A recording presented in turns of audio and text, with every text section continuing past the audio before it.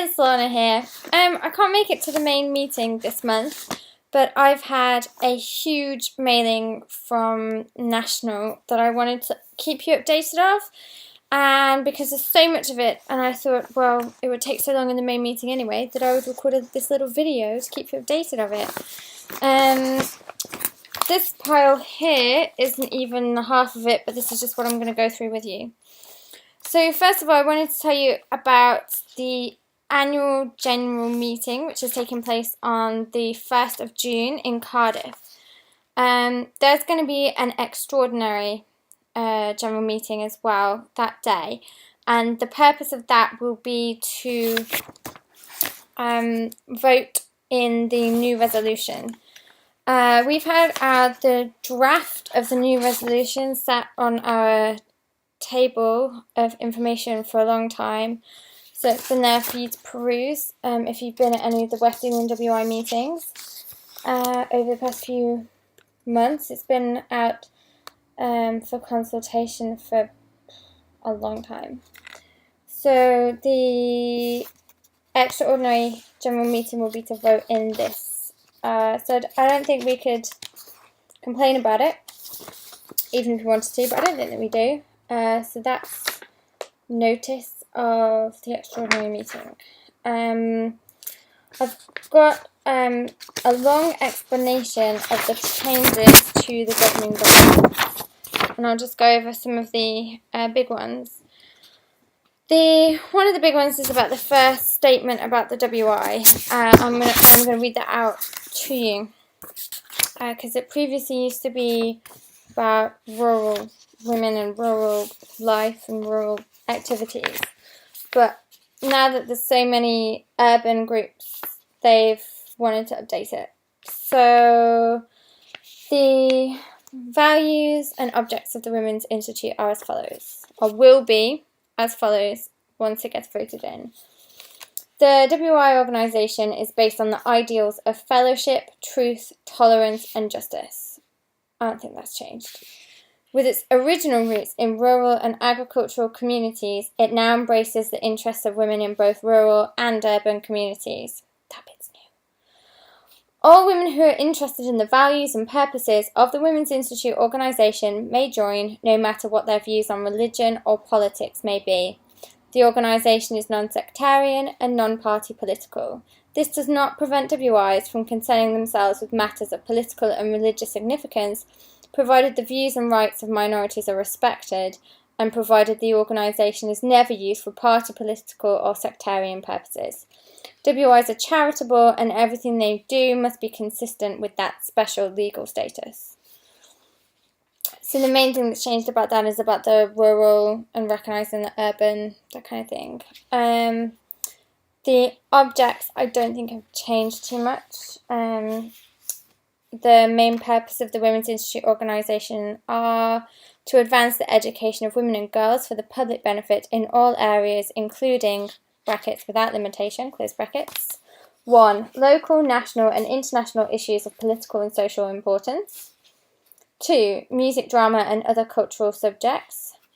And 3. All branches of agriculture, crafts, home economics, science, health and social welfare.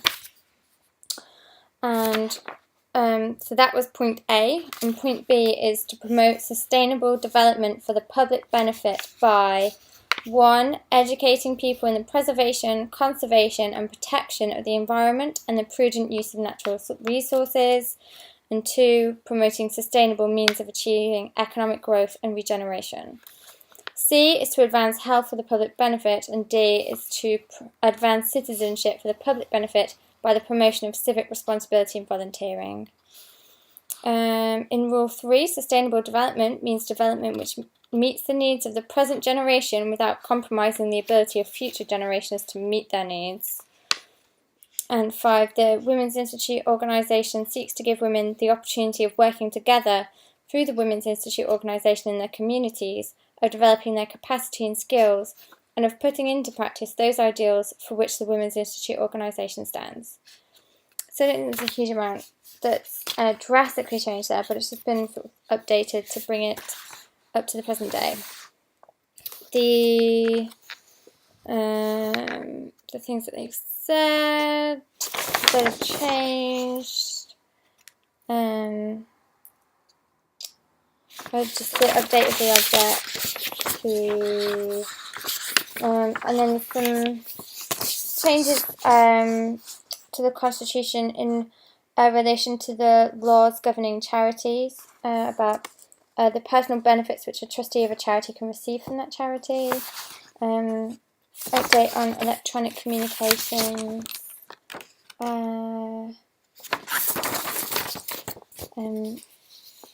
which I think is an update on the fact that everything used to be done by letter, but these days email and websites, Facebook, things like that are now an appropriate mean of communication, although that's to be determined by the WI, each individual WI and their members. Subscriptions, about how they're collected.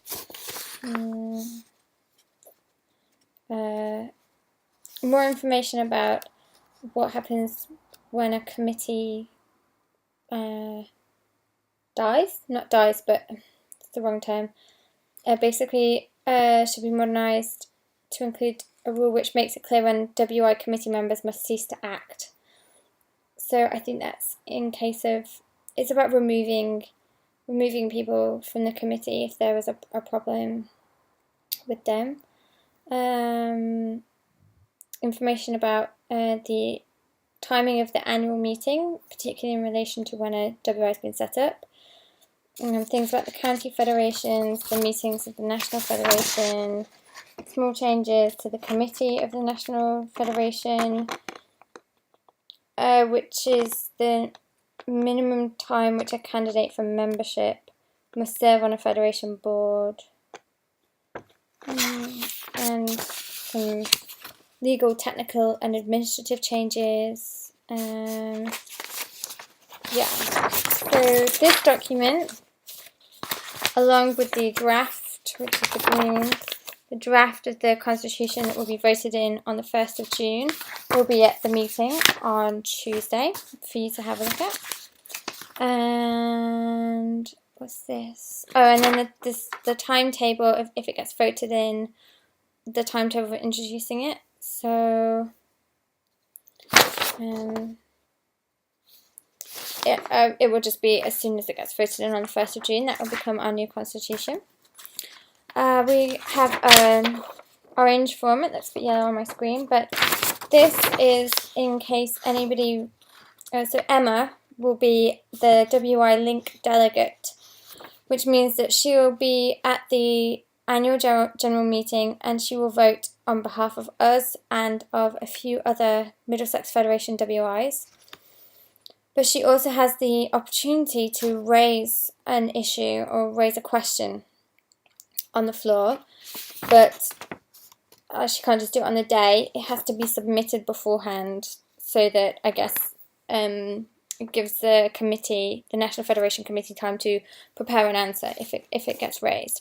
So if you have any questions that you would like to ask the Board of Trustees of the National Federation of Women's Institute, then let Emma know and she can fill in her form. It needs to be sent to NFWI by the 10th of May, so a little bit of time. So another document that I'd like to tell you that we have had is this year's annual review with a very pretty lady on the front. That's what photo was taken at the Jubilee celebrations last year. There's actually quite a few photos in there from the Diamond Jubilee Festival at Battersea Park that we were at. Sadly, none of our members made it in to there. Although, is that picture of the Queen from one of our members? Something to have a think about. And yeah, so this is just recapping our successes in the past year. So obviously the fantastic coverage that we had at Battersea Park at the Jubilee is one of them. So the Diamond Jubilee is in there.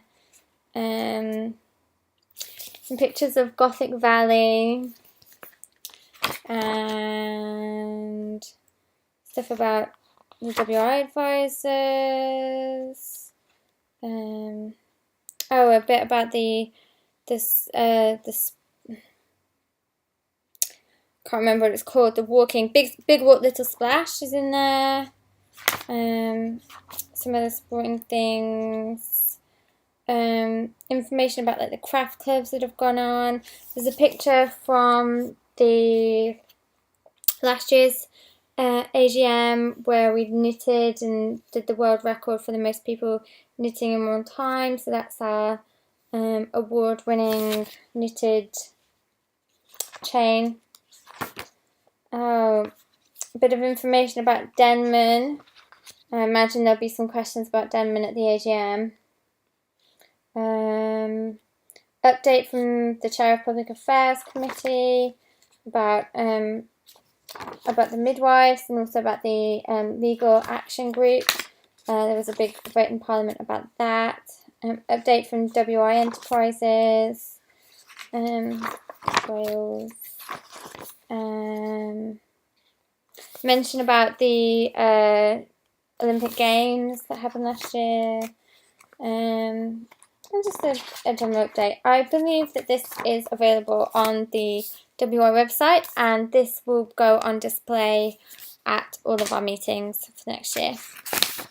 There's also, returning to the AGM, there is an update or a briefing on the 2013 resolution, which is about the decline of our high streets and town centres. So this is a good old committee document briefing you on that.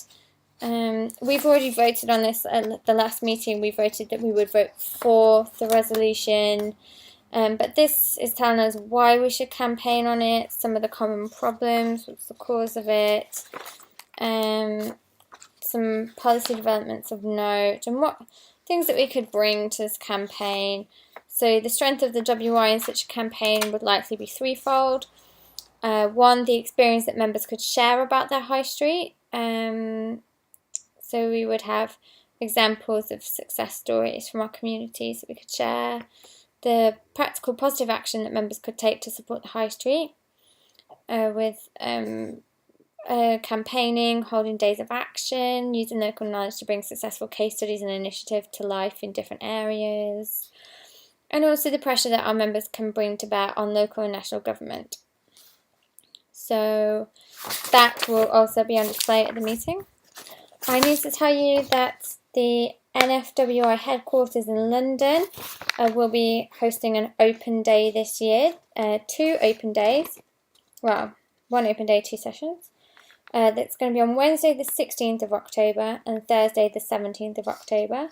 There'll be a morning session from 11 AM till 1:15 PM and an afternoon session from 2 PM until 4:15 PM. They can accommodate up to 25 members in each session, so if you'd like to come, then you will need to send in a booking form. And once, if you've been successful, basically if it's oversubscribed, the places will be allocated by a ballot. And if you would like to go, then it's £5, which will only be charged once you've been confirmed successful in attending. So what else is there? We're nearly there, you'll be pleased to know. So we've got 2 exciting opportunities to get involved with NFWI campaigns. The first one is the WI Great Food Debate. There are toolkits that are available for this. This is about, I think with a global population set to rise to 9 billion by 2050, food security is one of the UK's most complex policy challenges. In December, the NFWI launched the WI Great Food Debate, a nationwide debate to raise awareness of food security. Ruth Bond has an excellent blog post about this on the WI website. So there's the Institute for Public Policy Research has produced a discussion paper for WI members that sets out some of the questions on what changes are needed to our food systems to help tackle extreme weather, shortages and price hikes. There's no easy answers, but talking about the issues is the first step. So we're being encouraged to hold our own great food debates, to start a discussion at community level about the future of food. So there's a toolkit with all information and materials that we need to hold our own debate, including posters, flyers, presentations, template invitations, and a discussion paper. So this can be downloaded, or we can get one posted or emailed out to us. So this is the kind of thing that I imagine if we did do something like this, we would need someone to put themselves forward to be the focal point, the leader of setting this up in terms of getting all the materials. That's fine. We've got quite a few awesome local groups that we could get involved with this. The Ealing Transition Project, West Ealing Neighbours. Perhaps if anybody's willing to take this on, they've got some time to raise the awareness, and we could have our own food debate. It'd be awesome. Think about it. And also there's going to be the International Day of the Midwife, which is actually quite soon. So there's going to be a nationwide WI lobby day on Friday the 3rd of May. That's not so far away, which is to raise awareness about the pressures maternity services face. We're invited to organise local constituency meetings to talk to MPs and AMs about the More Midwives campaign in their constituencies. Action Day guidance notes are available from the NFWI Public Affairs Department.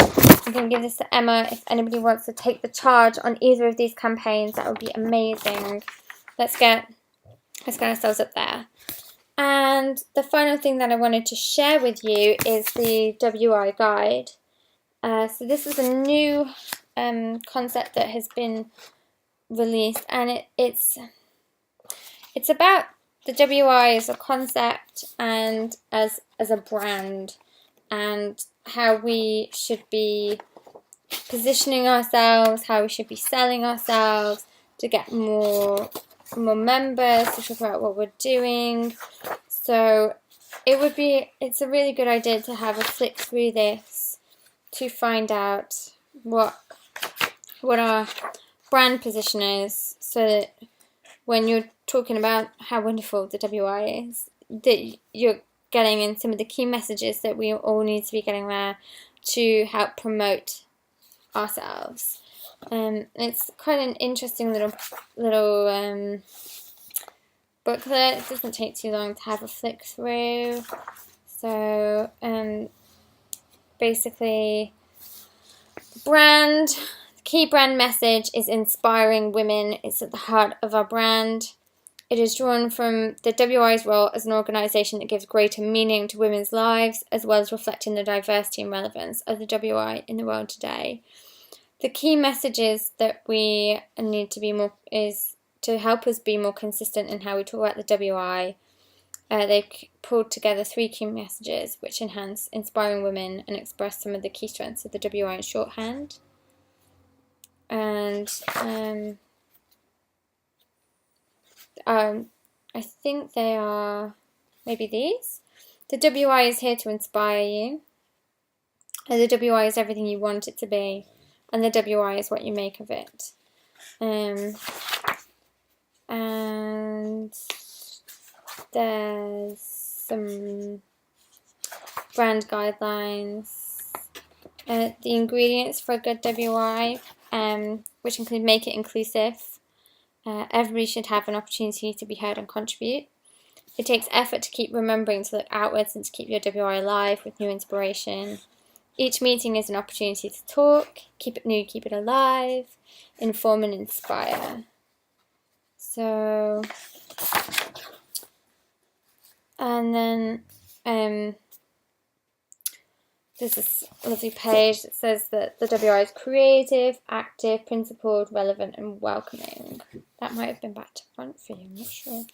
But anyway, this is an awesome guide to the WI, and if you've ever found yourself talking to friends who've been like, oh, I'm a member of the WI, and you've found yourself struggling to explain what it is or why you're a member or anything like that, then have a quick look through this, and then maybe you can, next time you're in that situation, you'll know exactly what to say.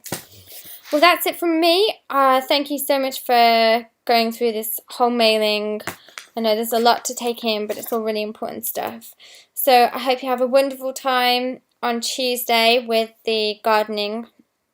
And I'm sorry I can't be there. Until next time, bye!